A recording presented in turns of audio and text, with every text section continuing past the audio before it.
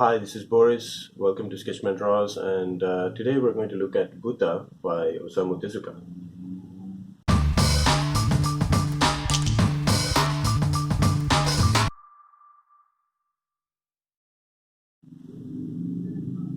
Okay, so again, this is part of a series that I've started where I try to learn things from other comic book artists and other masters. And who better than to learn from uh, Osamu Tezuka Sensei, who's considered the master of manga. And just a little bit of, at least from where I come from in relation to Osamu Tezuka, is that I've heard about Astro Boy, which I believe was called Atom Boy, but when they translated into English, I guess they they decided to change it because it was too close to what happened between the U.S. and Japan. And also, I've listened to a podcast where there were just comic book creators talking, and they were like, Osamu Tezuka is considered like a father to the Japanese audience. And I mean, if there are a Japanese audience listening to this, please confirm.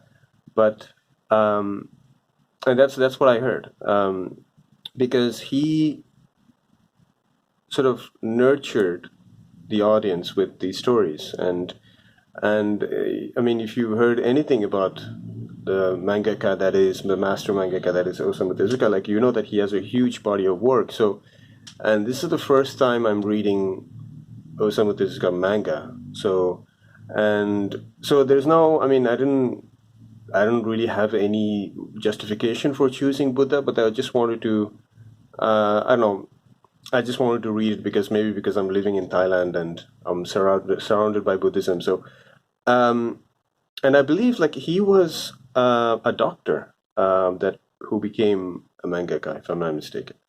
So, just to give you a little bit more context, I just saw this. So it says here it was originally published in Japanese as Buddha Dai Ikan Kapila Vasutu by Ushio Shubanza, Tokyo, 1987. So it's like 1 year after I was born. And this is important because there are things that they do in this which blows my mind, how they could have done it without Photoshop. I mean, this is also like, the ethics of Japanese workmanship or craftsmanship.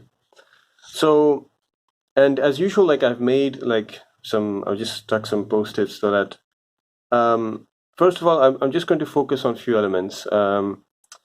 And I like looking at how different artists do different things, which may be helpful for my storytelling. Maybe for yours also, if you're a comic book artist looking at this. And also, if you're interested, like, I don't want to spoil the story. So if you're interested, I encourage you to buy this book. So that's the reason why I don't go through the whole book. And also, it's like volume 1. So I think there are 12 chapters. So I'll be covering I'll be going through maybe the first 3 chapters. Okay. So the I always love this in any stories, so it everything makes everything a little bit clear. So this is the map, and again this. So the thing that I noticed was it is based on, I think, historical facts, but I think the shift tone is a little bit different because sometimes it gets funny, sometimes it gets really serious and sad, and I don't know if it's historically accurate. And like I said, I don't want to become an historian or even a comic book historian. I just want to become a comic book artist. So I'm just going to focus on the art and of course the storytelling aspect of the art. So yeah, so this puts it in historical context, I guess, but I don't know if it's accurate. Um, so again, I just finished a video on how to draw landscapes, and this was very inspiring to me. like the way, I mean, so now I'll do a tutorial on how to do cross-hatching on Clip Studio Paint. So Clip Studio has this brush that allows you to create cross-hatching instead of doing like for example, like 1, 2, 3, 4, 5, 6, 7, 10 strokes. You can do one stroke and create those 10 lines. I might be able to cover that to see if it's as flexible as if you were doing the cross-hatching by hand. So here, for example, clearly, like that's why I mentioned the original publication date, because they wouldn't have been able to do this digitally. They might have used like those screen tones, if I'm not mistaken. That's how they're called. Like this, but then they stuck that, and then they went over it with pen, and maybe like get a closer look.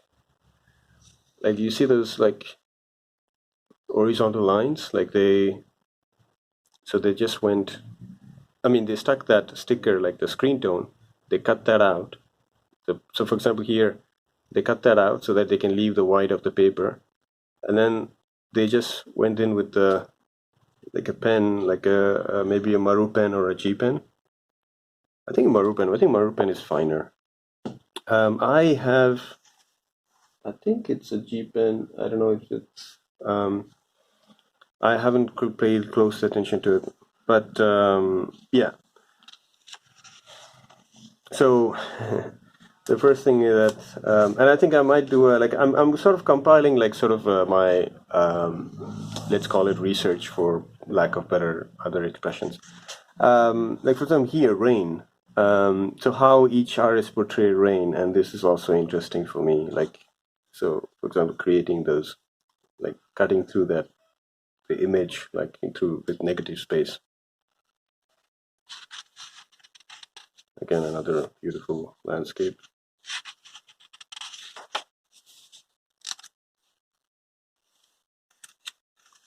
Yeah. So I'm guessing these were based on pictures. And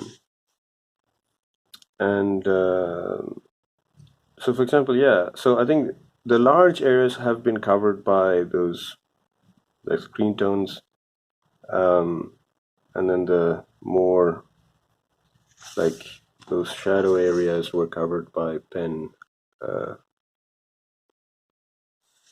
This really looks great. So like for example, for the rain, we saw those vertical lines that sort of cut through the image. Like here, for example, for the wind, we see like diagonal. And you know, even without, it doesn't say anything about wind, but you totally understand what it means, right? It's wind. That's the power of symbolic art. And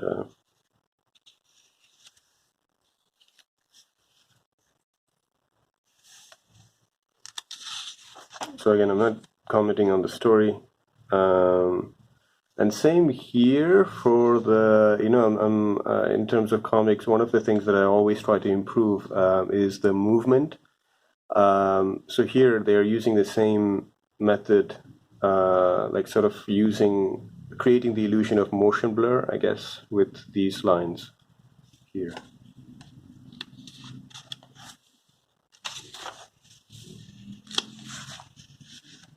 So this is actually a story that this, should I call monk? I guess like the monk tells his disciples. And here, so the whole thing is silent. The first, I mean, there's a sort of a narration here, but after that, it's silent, just a silent storytelling. And so I just wanted to point out to this, which is, I hope I'll have a chance to do this in one of my stories, which is, so the the rabbit is saying something about fire, so making fire. So yeah, so I don't know. How does the rabbit say that? We don't know. Again, another interesting way of depicting smoke. To be completely honest, I wouldn't depict smoke like this. If only I had some paper. So, I'm meaning to do this a long time too. So let me just take a pen. Okay, it's a blue pen, but this is just a gel pen. So what I will do is when I'm creating smoke, depending on the density of the smoke, like, so for example, I'll create the outline that I want depending on the wind direction. Okay, so let's say that the smoke is just going straight up. And then I'll just shade the corner of those like round shapes, like those masses, because that's how I see smoke. But again, it's always interesting, like we're looking at other ways that people do smoke. Something like that. And if it's so maybe this is more like steam where you can see the and maybe I'll create like maybe a gray tone if it's like really dark smoke.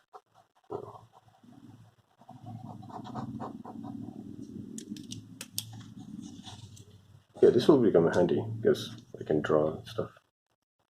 This is why I try to film it like this. Okay, let's continue.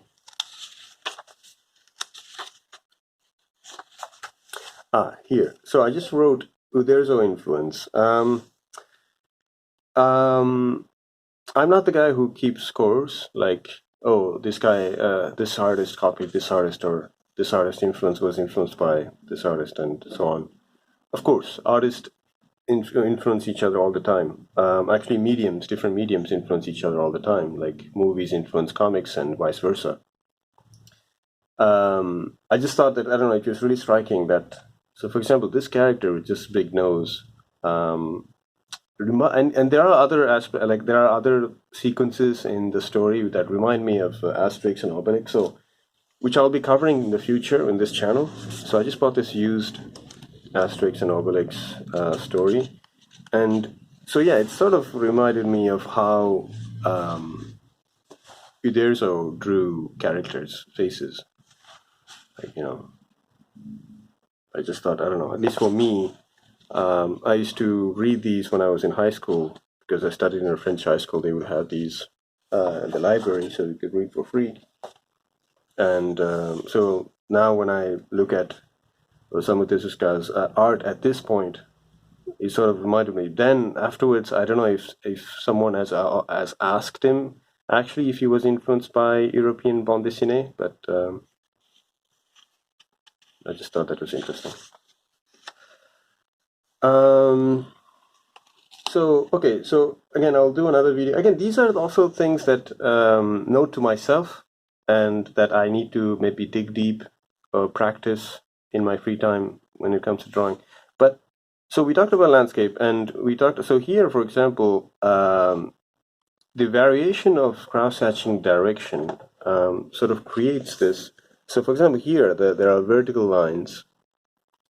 Okay, and then here it looks like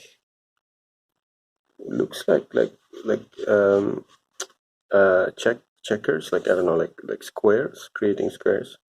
And here, like, it's almost like horizontal or dots. So like those variations in cross hatching can create the illusion of texture and of different surfaces.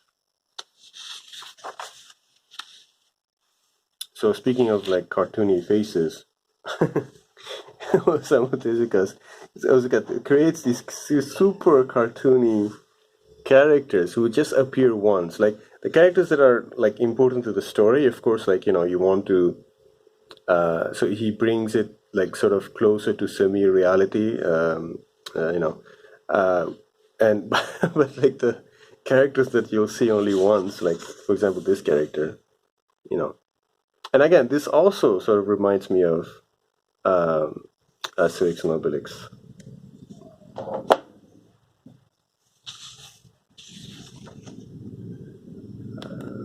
Let me write. Okay, just trying to.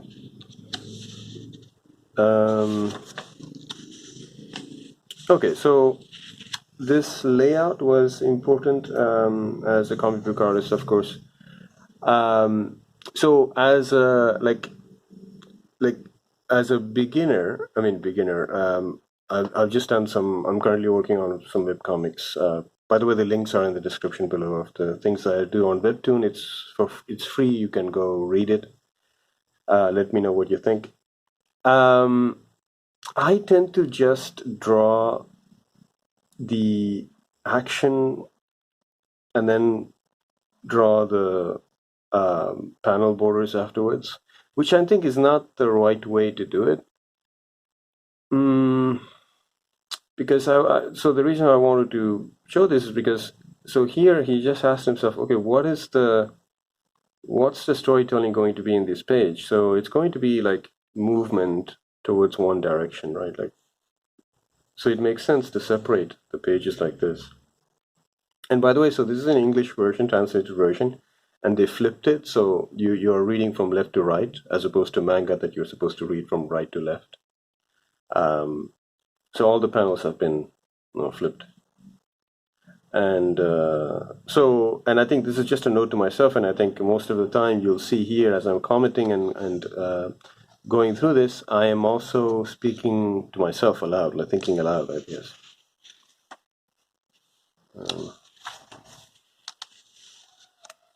So here's a version of movement, like movement line and impact.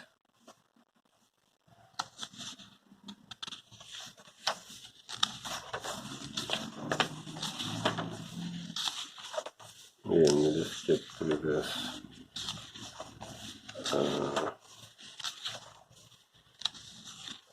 Again, I could comment on every page, but so again, speaking of because with pencil you can create those smooth like lines, but here I think it was really well accomplished, like the reflection of the tree on the water. I just thought this was impressive. I know that manga artists as opposed to comic book artists have assistants, which is not true because comic book artists also have assistants. Like for example, they have flatters for the coloring. So, and also it's split, right? So it's also a teamwork. So generally, if it's not a creator-owned comic, like the comic book artist does the pencils, there's an inker who inks, and then there's a colorist who colors, and there's a letterer who letters.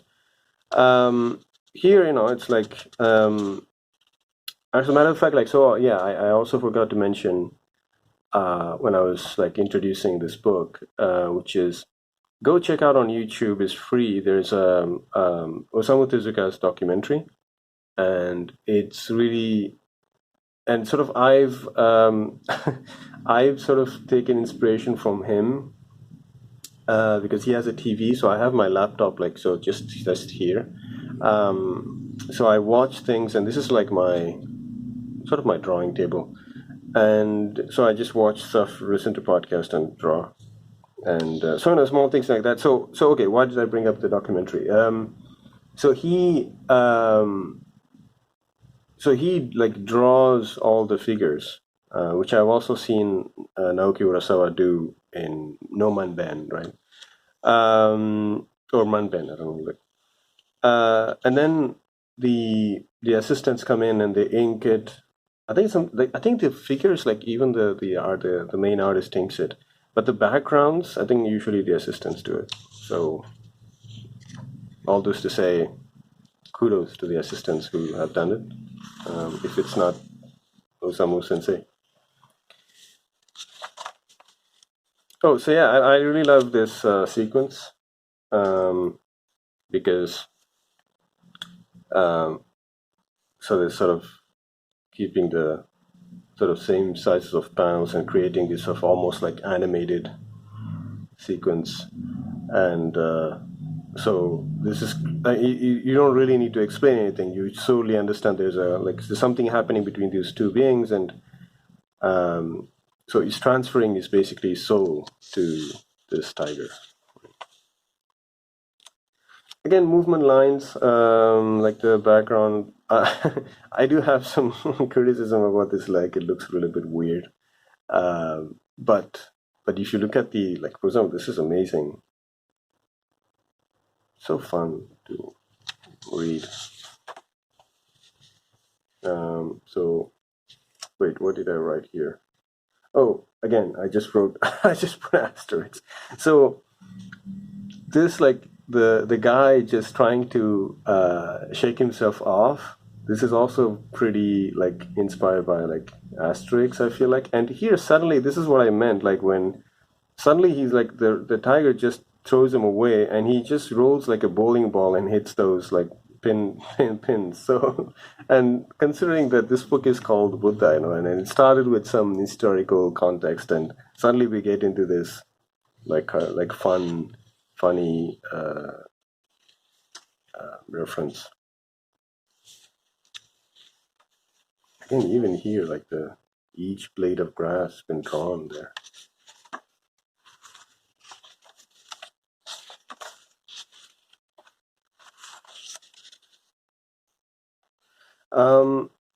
Again, I really love the I really love this panel. Like the impact, and I don't know, like these are the small things that when I do it, I'm really proud, and I really love this little subtle, that like finger sort of loosening up, or like, just like having that how do you say, not unconscious reaction, but like, yeah, like reaction, like reflex. Oh yeah, that's the word I was looking for. Like some sort of reflex when you're hit, It's like when you see like UFC fights or something. I don't watch UFC, I just watch like videos, but like of people getting, like when they get hit, like their legs sort of become like, weak, and they sort of fall down. So those things are really help you sell the realism and the action and what's going on. And I think that's the whole point of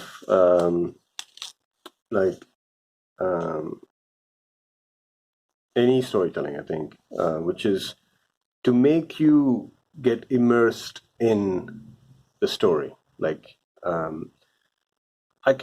people could get like have like intellectual discussions or elitistic discussions about things like whether it's a comic book, is it really art, and blah blah blah.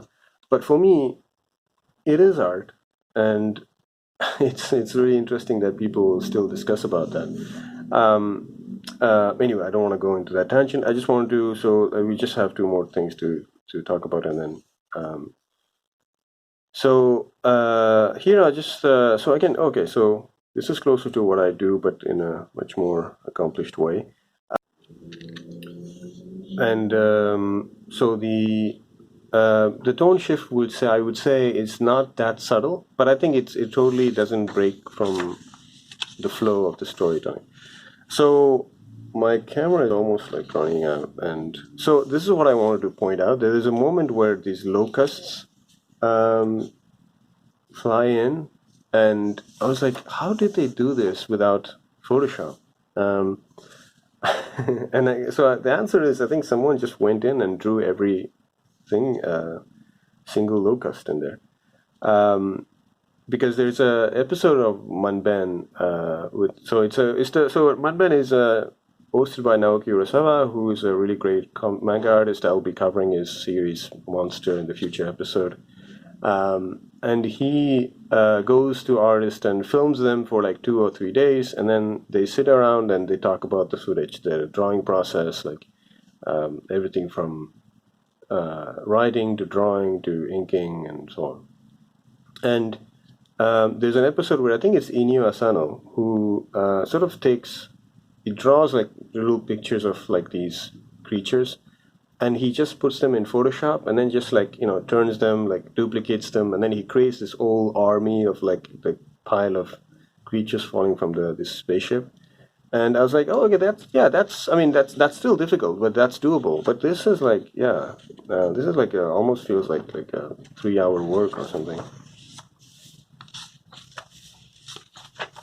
Unless they photocopied, cut, and I don't know, there's a lot of... I guess when you want to finish comic book on time, because there's a reason why these meetings